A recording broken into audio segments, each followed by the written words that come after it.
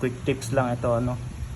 Minsan napapansin natin nakakonect tayo dito sa antenna 1 halimbawa, tapos pumunta ka dito sa antenna 2, mapansin mo mabagal yung speed mo, bumagal yung internet mo. Ang gawin mo lang,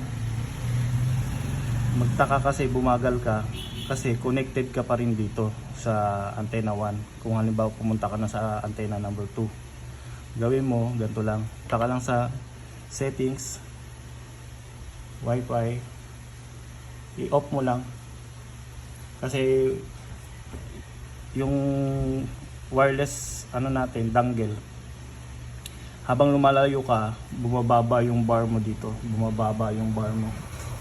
Mapapansin mo, nagtaka ka, nandito ka na, malapit ka na sa antenna number 2, pero yung wireless mo is mahina pa yung signal, 2 bars or 1 bar ka lang. Ibig sabihin hindi ka nakakonect sa number 2, dandong ka pa rin nakakonect sa number 1. Ang gawin mo para ma-read niya yung antenna number 2, i-close mo lang yung wifi mo, tapos pag on mo, yung pinakamalapit na antenna, yun ang lalabas, magiging full bar ka, magiging full bar yung mo. Ganun lang. Okay.